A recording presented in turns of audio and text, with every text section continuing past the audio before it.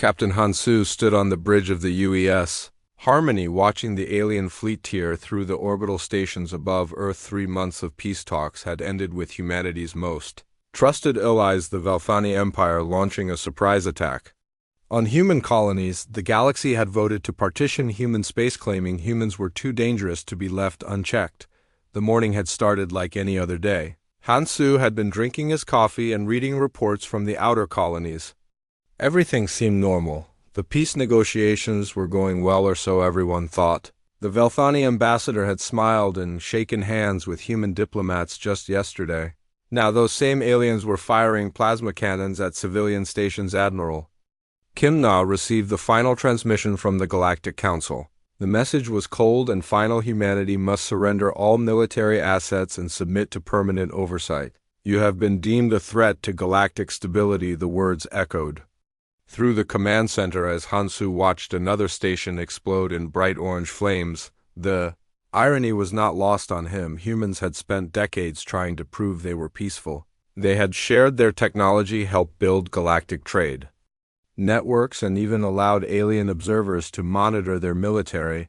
They had bent over backwards to show they were not a threat. And this was their reward. Dr. Parkman, Earth's chief scientist, had warned the Council about this day during the final negotiations. You fear what humans might become, she had said, but you have forgotten what we already are. The aliens had laughed, dismissing human warnings as primitive bluffing. They thought they knew everything about humanity from their careful observations. Now, as colonies burned and civilians died, the last pretense of diplomacy crumbled. The Velthani commander broadcast across all frequencies, his voice filled with arrogance. Humans will learn their place in the galaxy, submit or face extinction.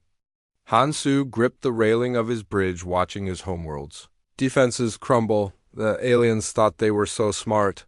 They had studied human culture, technology, and military capabilities through official channels. They knew about human ships, human weapons, and human tactics. What they did not know was that humans had been preparing for this exact scenario since first contact.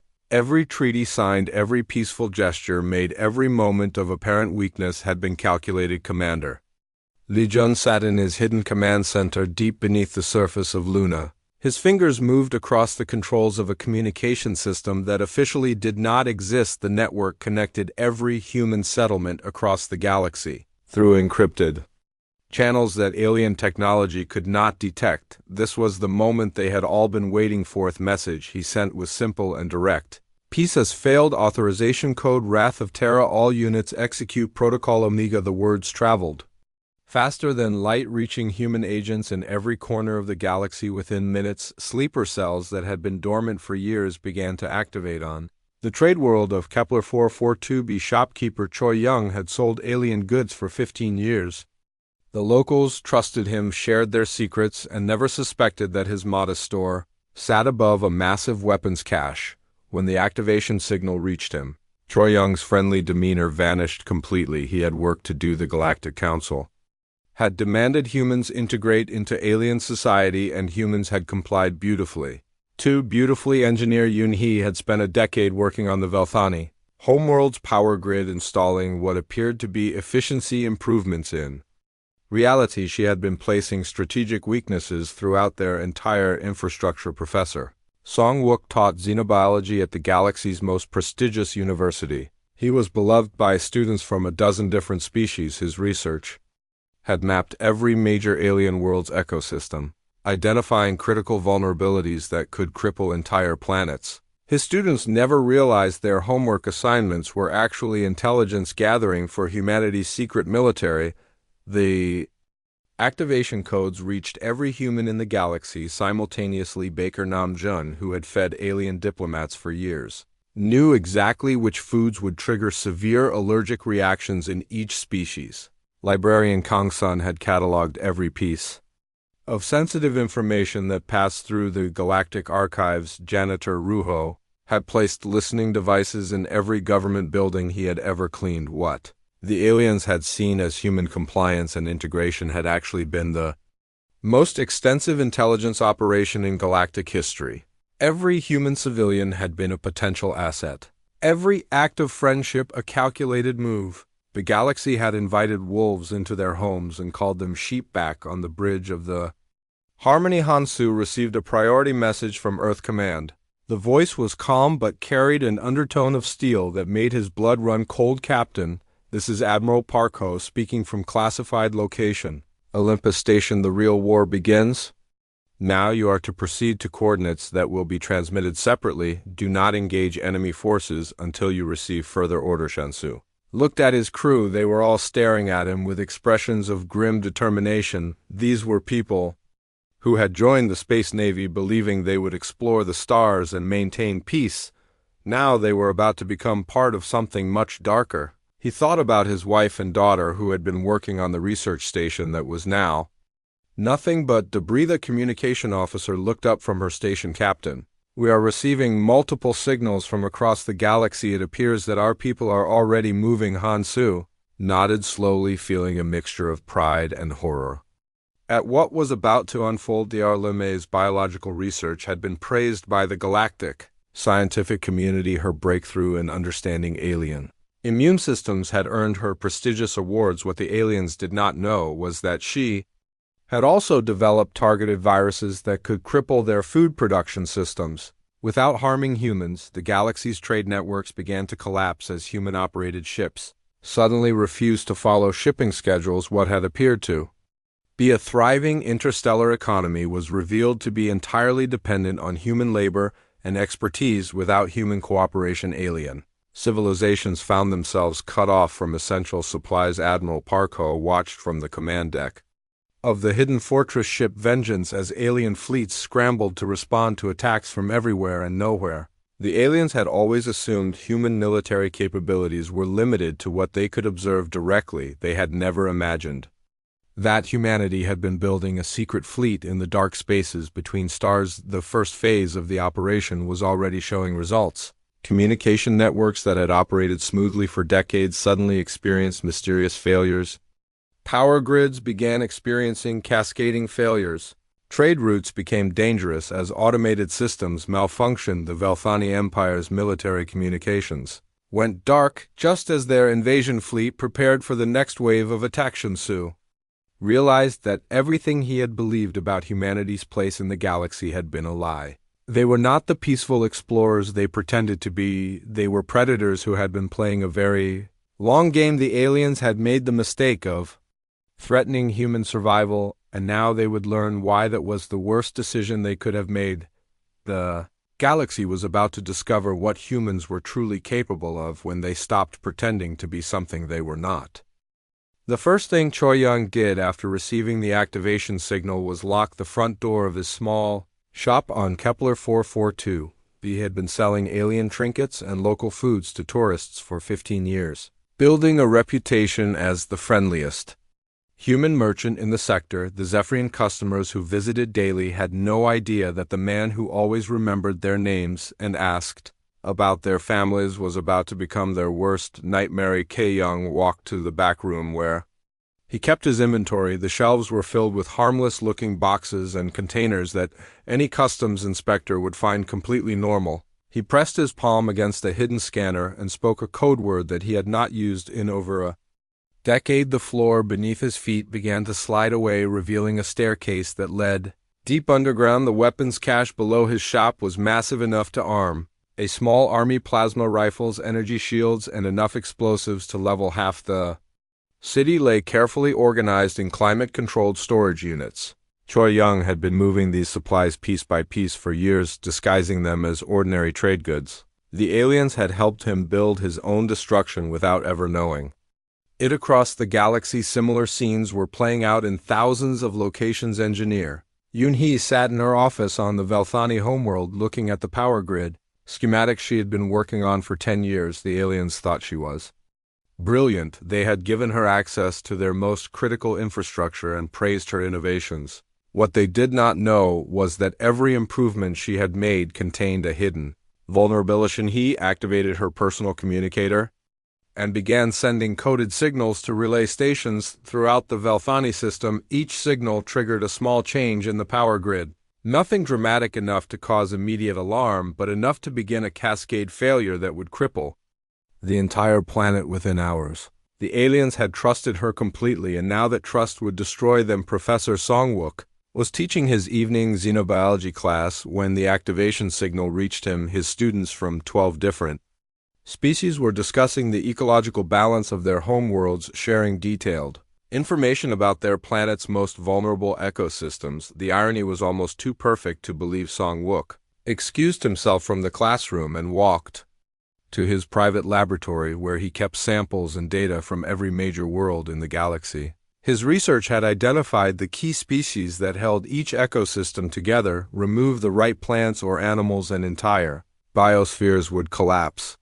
He had spent years gaining the trust of environmental scientists from dozens of worlds, and they had given him everything he needed to destroy them. The activation codes reached every human in the galaxy. Simultaneously, Baker Namjoon, who ran a small restaurant near the Galactic Council chambers, had been feeding alien diplomats for years. He knew their dietary requirements better than their own doctors. More importantly, he knew exactly which combinations of foods would trigger severe allergic reactions or digestive problems in each species. Namjoon began preparing special meals for his regular customers. Tonight, the Thorian ambassador, who always ordered the same dish, would receive a version that would leave him bedridden for days. The Zephyrian trade delegation would get food that would cause temporary paralysis. Nothing fatal, but enough to remove key decision-makers from the equation when they were needed most. Librarian Kang Sun had perhaps the most important job of all. She worked in the Central Archives, where every piece of official galactic communication was stored and catalogued. The aliens had given her access to military communications, diplomatic correspondence, and strategic planning documents. They trusted her because she was quiet, efficient, and seemed completely harmless. Kang Sun activated hidden programs she had installed in the archive system over the years. These programs began copying and transmitting classified information to human intelligence networks while simultaneously corrupting the original files. The aliens would soon find their own communications systems turned against them while losing access to critical strategic information. Janitor Ruo Ho had cleaned government buildings across the galaxy for over a decade. He was invisible to the alien officials who worked in these facilities. They never paid attention to the human who emptied their trash cans and cleaned their offices. What they did not know was that Ruho had been placing listening devices and data collection equipment in every building he had ever worked in. The surveillance network Ruho had built over the years was now activated, providing real-time intelligence on alien government activities to human command centers. The aliens had unknowingly allowed humans to monitor their most sensitive meetings and strategic planning sessions. Their own security had been compromised from the inside. Within hours of the activation signal, the galaxy's communication networks began experiencing mysterious failures. Trade routes that had operated smoothly for decades suddenly became dangerous as automated systems malfunctioned. The Velthani Empire's military communications went dark just as their invasion fleet prepared for the next wave of attacks against human colonies. What the aliens had seen as human compliance and integration had actually been the most extensive intelligence operation in galactic history. Every human civilian had been a potential asset, every act of friendship a calculated move. The galaxy had invited wolves into their homes and called them sheep. Now the wolves were showing their true nature. Captain Zhang Mi commanded the cargo ship Peaceful Trader, which had been making regular supply runs to alien military bases for 2 years. The aliens never thought to scan deeply enough to find the hidden weapon systems or to question why a civilian vessel needed such powerful engines. They saw what they expected to see: a harmless human trader trying to make a living. When Zhang Mi received the activation signal, she dropped her cargo bay disguise. The Peaceful Trader revealed itself as a stealth destroyer equipped with weapons that could crack a moon. Her crew had been playing their roles perfectly for years, but they were all military personnel trained for this exact moment. The alien base they were approaching would be the first target in a coordinated strike. The Galactic Council emergency session was interrupted when the lights went out. Maintenance worker Odam had spent months mapping the Council station's infrastructure, and his carefully placed charges sent the entire facility into chaos. As alien leaders stumbled through darkened corridors, human forces began their real assault. Limes Biological research had been praised by the galactic scientific community. Her breakthrough in understanding alien immune systems had earned her prestigious awards. What the aliens did not know was that she had also developed targeted viruses that could cripple their food production systems without harming humans. The galaxy's trade networks collapsed as human-operated ships suddenly refused to follow shipping schedules. What had appeared to be a thriving interstellar economy was revealed to be entirely dependent on human labor and expertise. Without human cooperation, alien civilizations found themselves cut off from essential supplies. Admiral Park Ho watched from the command deck of the hidden fortress ship Vengeance as alien fleets scrambled to respond to attacks from everywhere and nowhere. The aliens had always assumed human military capabilities were limited to what they could observe directly. They had never imagined that humanity had been building a secret fleet in the dark spaces between stars. The sleeper agents were fully awake now, and the galaxy was about to learn what happened when humans stopped pretending to be harmless. The first alien world to fall was Zarian Prime, the Velthani Empire's military headquarters. What started as routine system maintenance by human technicians ended with the complete collapse of planetary defense grids. Engineer Basun had spent 3 years earning the trust of Zarian's defense commanders and 30 seconds to destroy everything they had built. Basun walked through the main defense control center like she had done every morning for 3 years. The Velthani officers greeted her warmly, calling her by name and asking about her family back on Earth. They had no idea that the woman they trusted with their most sensitive systems was about to turn their own weapons against them. The maintenance routine was simple and familiar. Basun connected her diagnostic equipment to the primary defense network and began running what appeared to be standard system checks. The Velthani technicians watched approvingly as she worked. They had come to rely on her expertise and never questioned her methods. What they could not see was that Basun was uploading a virus that would spread through every connected system on the planet. The virus was designed to remain dormant until activated by a specific signal, then it would simultaneously disable shields, weapons, and communication arrays across the entire world. The signal came at exactly noon local time. Every defense platform, orbital station, and ground-based weapon system went offline simultaneously. The Velthani commanders stared at their screens in disbelief as their impregnable fortress world became completely defenseless in the span of minutes. Captain Zhang Mi watched from the bridge of her disguised destroyer as Zarian Prime's defenses collapsed. The peaceful trader had been making supply runs to this base for 2 years, and the aliens had never suspected that their trusted cargo ship was actually a military vessel. The irony was almost too perfect. Zhang Mi gave the order to drop all pretenses. Her ship's hull panels slid away, revealing weapon systems that could level a city. The aliens in the control tower were still trying to figure out what had happened to their defenses when the first plasma torpedoes struck their command center. The Galactic Council emergency session was interrupted when the lights went out. Maintenance worker Odam had spent months mapping the council station's infrastructure, and his carefully placed charges sent the entire facility into chaos as alien leaders stumbled through darkened corridors. Human forces began their real assault. Odam had been the perfect invisible man for over a year. He cleaned offices, emptied trash cans, and maintained life support systems while the galaxy's most powerful leaders made decisions about humanity's future.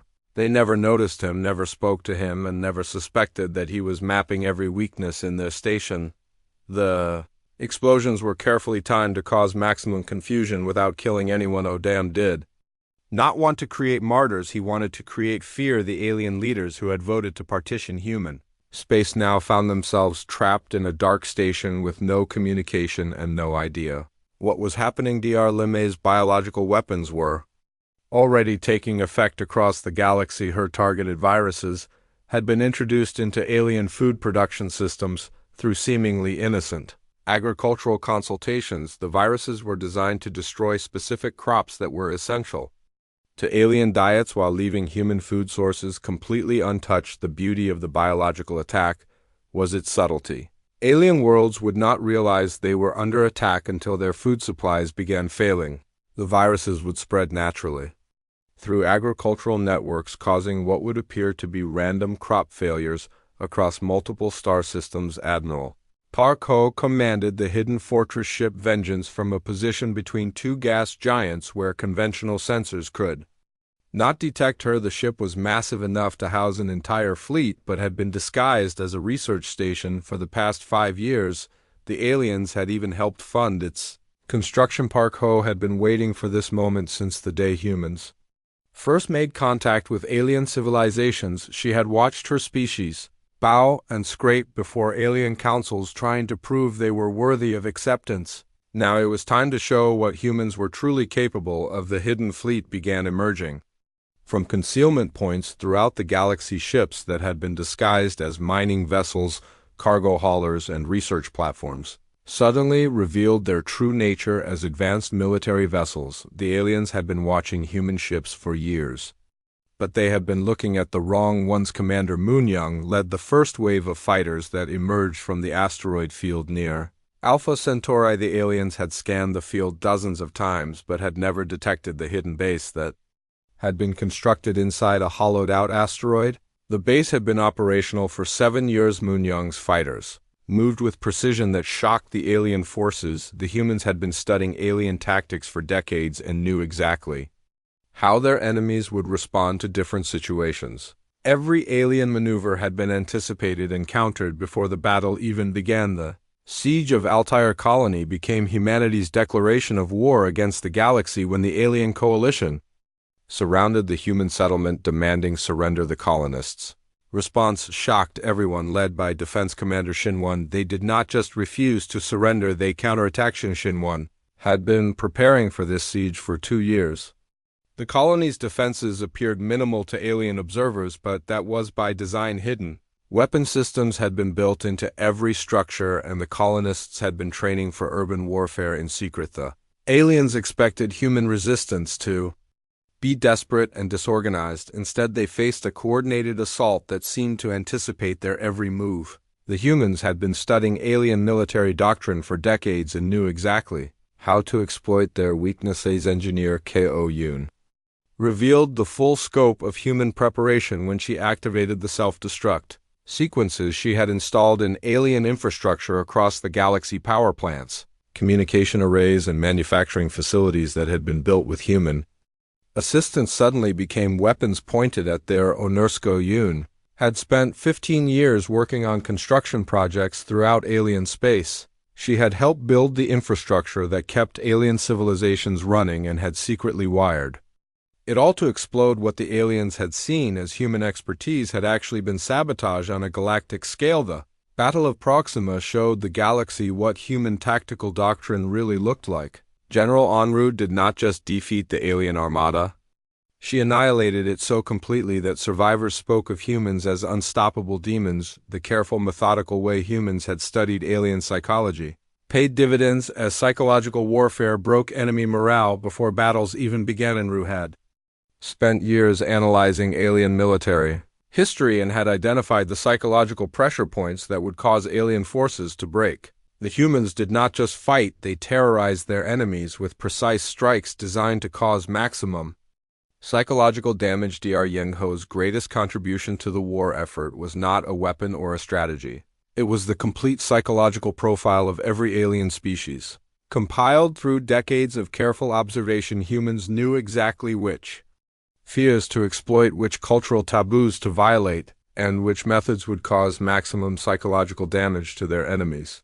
The galaxy was learning that humans had been playing a much deeper game than anyone had imagined. Every friendly gesture, every act of cooperation, every moment of apparent weakness had been part of a comprehensive strategy that was now being unleashed with devastating effect. The storm had broken, and the galaxy would never be the same. The siege of Altair Colony became humanity's declaration of war against the galaxy when the alien coalition surrounded the human settlement, demanding surrender. The colonists' response shocked everyone.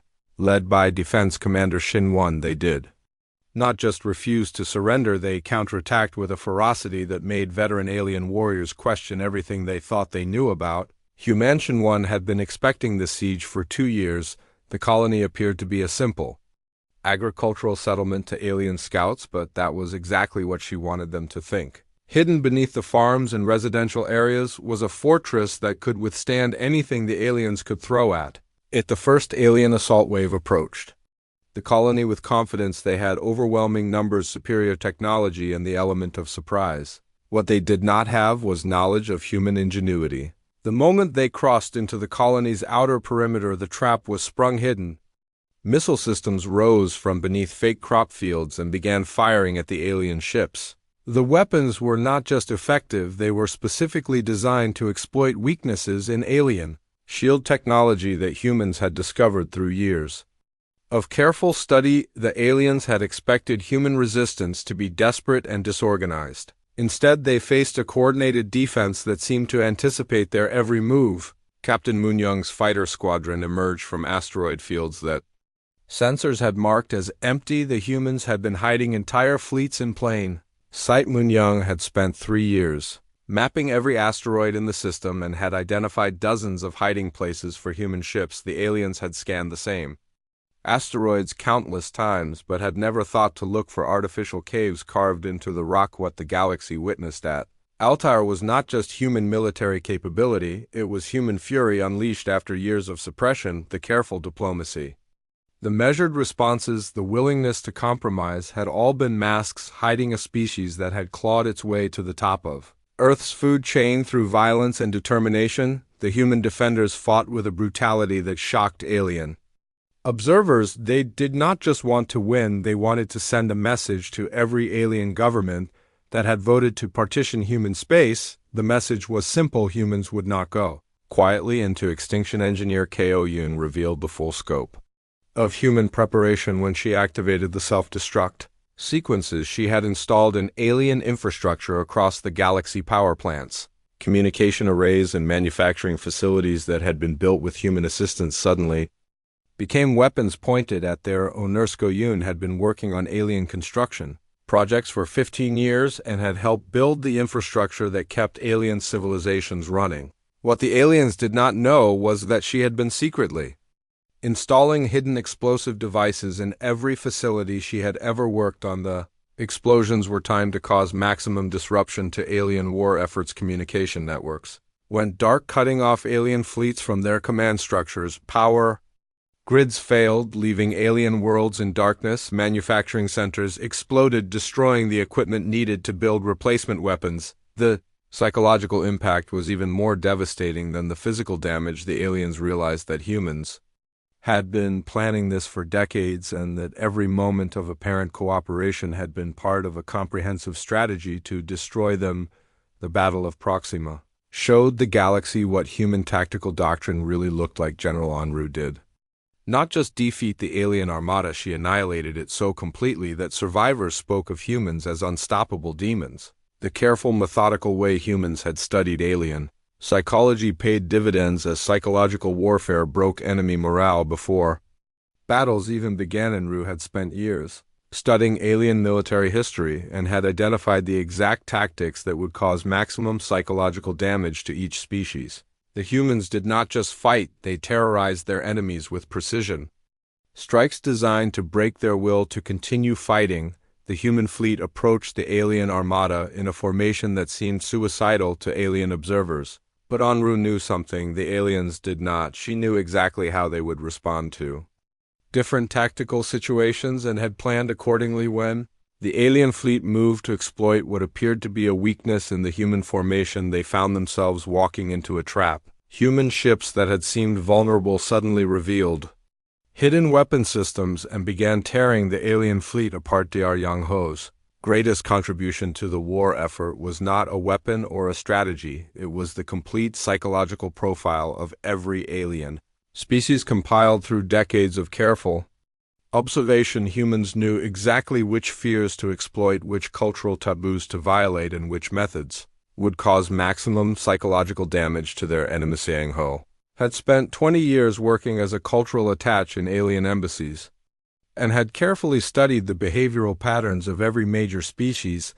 The aliens had welcomed his research, thinking it would help improve diplomatic relations. They had no idea he was building a handbook for psychological warfare. The human attacks were designed to hit each species where it would hurt most. The proud Velfani were humiliated by being defeated by supposedly inferior humans. The cautious Zephyrans were terrorized by unpredictable human tactics. The logical Thorians were confused by human strategies that seemed to make no sense until it was too late. Admiral Parko watched from the command deck of the hidden fortress ship Vengeance as alien fleets scrambled to respond to attacks from everywhere and nowhere. The aliens had always assumed human military capabilities were limited to what they could observe directly. They had never imagined that humanity had been building a secret fleet in the dark spaces between stars. The Vengeance was just one of dozens of hidden fortress ships that had been constructed in secret over the past decade.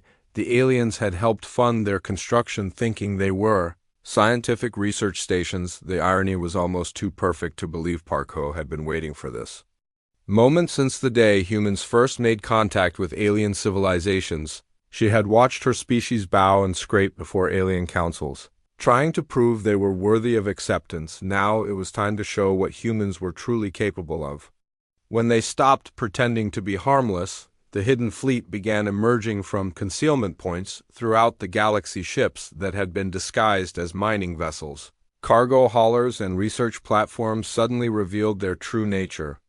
As advanced military vessels, the aliens had been watching human ships for years, but they had been looking at the wrong one's. Commander SCO in led the stealth operations that had been targeting alien leadership for months. She had been systematically eliminating key military commanders and political leaders who had supported the decision to partition human space. The aliens thought they were dealing with random terrorist attacks, but it was actually a coordinated campaign of assassination. CON had spent years building a network of human agents who had infiltrated alien governments and military organizations. When the war began, these agents revealed themselves and began eliminating their targets with surgical precision. The alien leadership was in chaos as key figures disappeared one by one. The surviving leaders were too paranoid to trust anyone and too scared to make decisive moves. The humans had decapitated the alien command structure without firing a shot. The liberation of human prison camps became a demonstration of human precision and ruthlessness that terrified alien observers.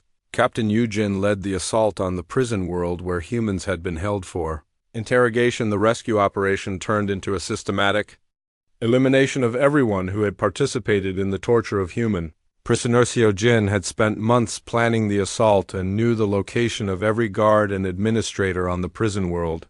The humans did not just rescue their people. They made sure that everyone who had harmed them paid the price. The message was clear to alien observers. Humans took care of their own and would hunt down anyone who threatened them. The galaxy was learning that humans had long memories and would never forget those who had wronged them. The hammer had fallen, and the galaxy was being reshaped by human will. The Galactic Council's last desperate attempt at negotiation came when Chancellor Vex transmitted a plea for ceasefire directly to human military command. The message was filled with promises of compromise and offers of territory that would have seemed generous. Just weeks before the message was received by Fleet Admiral Quan Su, who had been presumed dead after the first alien attacks, Quan Su had been hiding on a secret command station in the outer rim of the galaxy, coordinating the human response from the shadows. His survival was a closely guarded secret that had allowed him to operate without alien interference. Now he was ready to reveal himself and deliver humanity's final answer. His response was broadcast across every communication channel in the galaxy, ensuring that every alien world would hear it. You wanted to see what humans are capable of. This is just the beginning. The words sent shockwaves through alien governments who had believed they were witnessing humanity's full military might. Quan Su's message was accompanied by a demonstration of human technological superiority that left no doubt about the war's outcome. Human ships appeared in orbit around every major alien homeworld simultaneously. The aliens had never seen technology that could coordinate such precise movement across galactic distances. The liberation of human colonies became a systematic dismantling of alien military power. Captain Yujin led the assault on the prison world where humans had been held for interrogation. The rescue operation turned into a demonstration of human precision and ruthlessness that terrified alien Observer Siu Jin had spent months planning the assault and knew the location of every guard administrator and security system on the prison world. The humans did not just rescue their people, they made sure that everyone who had participated in the torture of human prisoners paid the ultimate price. The prison world had been considered impregnable by alien standards. It was surrounded by automated defense platforms and guarded by the elite forces of 3 different species. The humans bypassed every defense and eliminated every guard without losing a single soldier. The rescued prisoners told stories of systematic torture and psychological manipulation that had been designed to break human will. The aliens had been trying to understand what made humans so dangerous by studying them in the most brutal ways possible. Commander S.O. in stealth operations had been mapping alien command structures for years. When the war began, she did not just attack enemy installations. She systematically eliminated every alien leader who had voted for humanity's subjugation. The message was clear: there would be consequences for those who threatened human survival, and had built a network of human agents who had infiltrated every major alien government over the past decade. These agents had been living normal lives, working regular jobs and building relationships with their alien neighbors, all while preparing for the moment when they would reveal their true purpose. The assassination campaign was carried out with surgical precision, targeting only those who had directly participated in the decision to partition human space. The humans were not interested in random violence, they wanted justice for specific crimes against humanity. The aliens who survived the purges were left with a clear understanding that humans had been watching them for years and knew exactly who was responsible for what. The paranoia this created effectively paralyzed alien leadership for weeks. The revelation of Project Prometheus shocked even human military leaders. Dr. Nora had been developing weapons that could crack planets based on technology reverse engineered from alien science.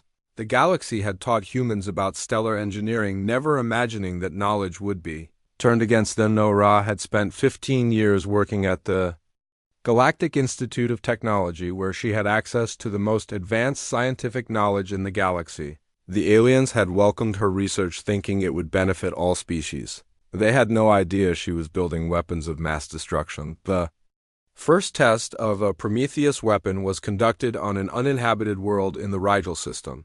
The planet simply ceased to exist, leaving nothing but an expanding cloud of dust and debris. The demonstration was broadcast to every alien government as a warning of what would happen if they continued to resist. The psychological impact was immediate and devastating. The aliens realized that humans possessed weapons that could eliminate entire star systems and the knowledge to build more. The balance of power had shifted permanently in humanity's favor. The final battle at the Galactic Council's capital world lasted 3 days. The aliens threw everything they had at the human fleet, including experimental weapons that had never been tested in combat. Admiral Cho Hyan's forces were unstoppably. Cho Hyan had been studying alien military doctrine for decades and knew exactly how they would respond to different situations. The humans had prepared counters for every possible alien tactic and had contingency plans for weapons that existed only in alien research facilities. The battle was less of a fight and more of a demonstration of human superiority. The aliens fought bravely, but they were fighting an enemy that had been preparing for this exact scenario for decades. Every alien strategy had been anticipated and countered. When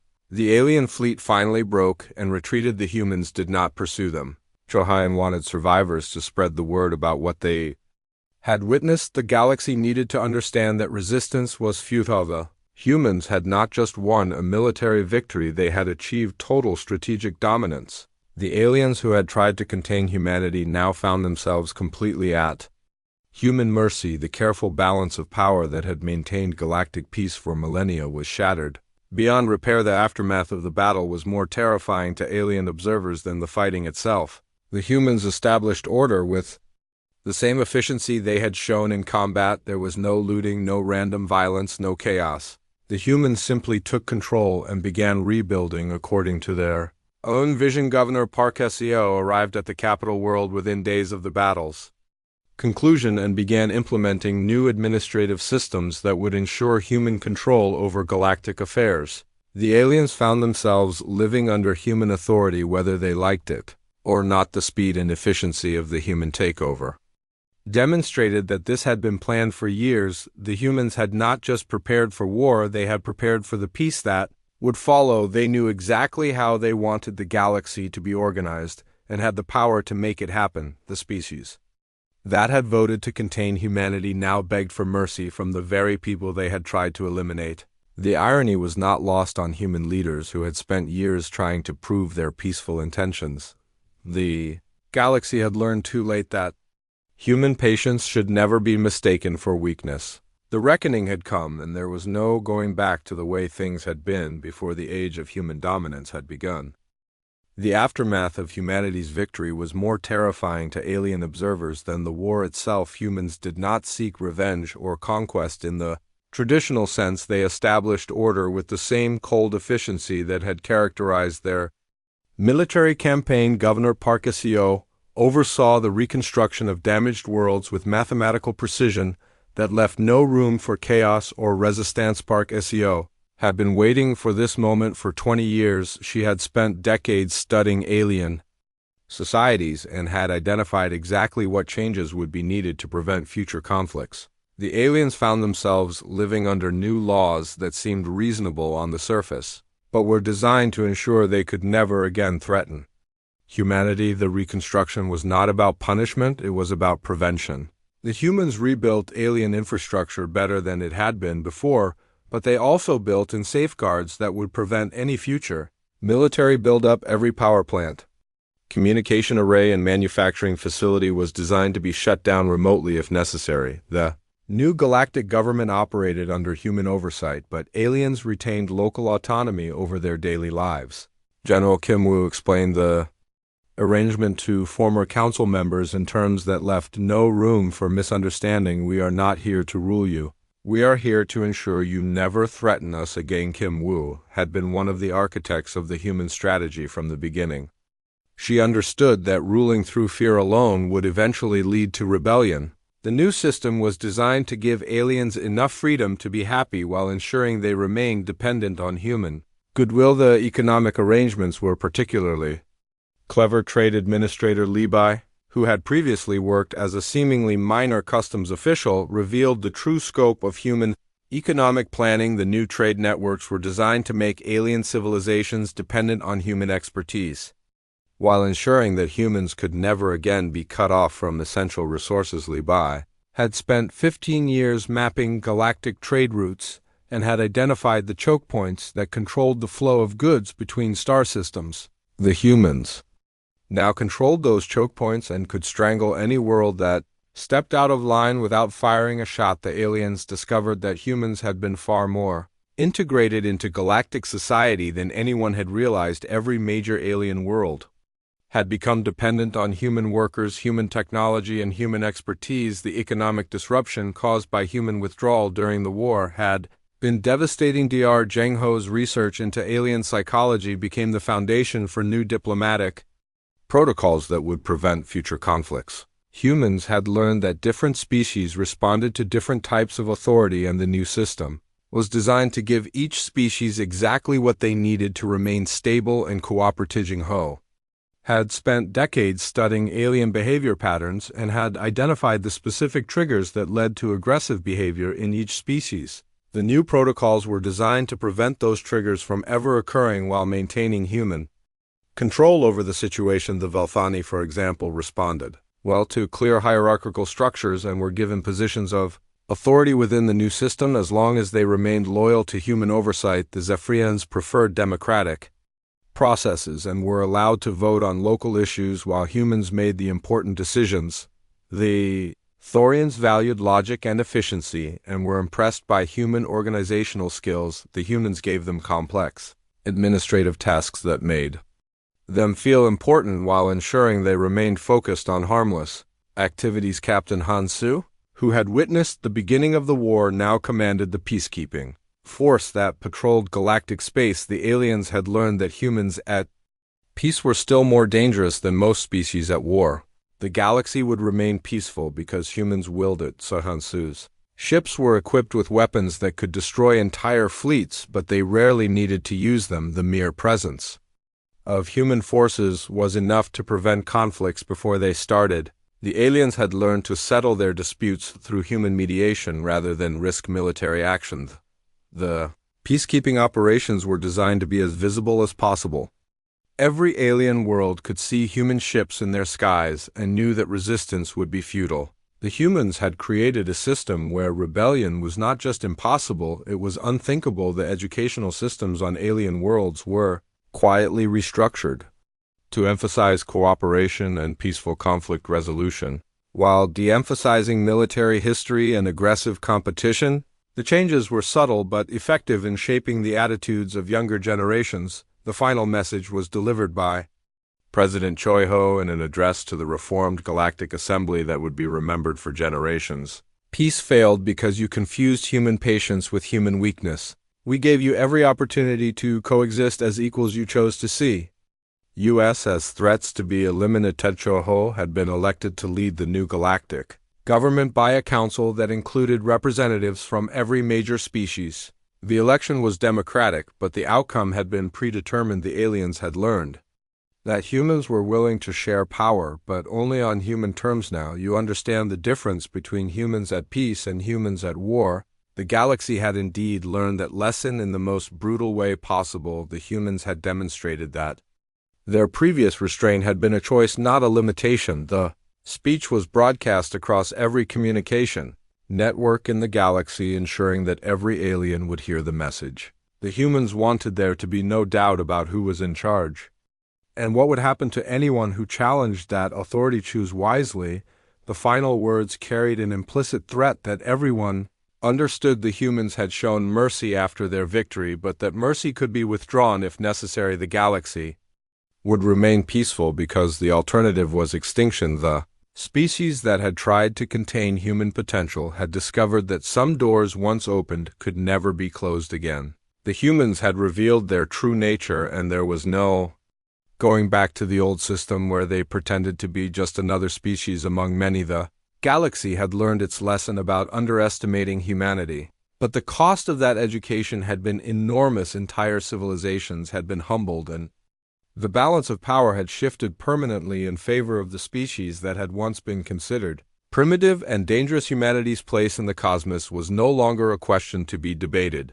It was a reality to be accepted. The new order was not built on conquest or oppression, but on the understanding that humans would do whatever was necessary to ensure their survival and prosperity. The peace that followed was more stable than anything the galaxy had known before because it was built on strength rather than compromise. The aliens had learned that cooperation with humans was not just beneficial, it was essential for survival. The galaxy had tried to limit human potential and had instead unleashed it completely. The humans had shown that they could be peaceful neighbors or devastating enemies, but they would never again be victims. The choice of which version of humanity the galaxy would face was now entirely up to the aliens themselves. Peace had failed, but from the ashes of war a new order had emerged with humanity at its center. The galaxy would never again make the mistake of confusing human restraint with human weakness.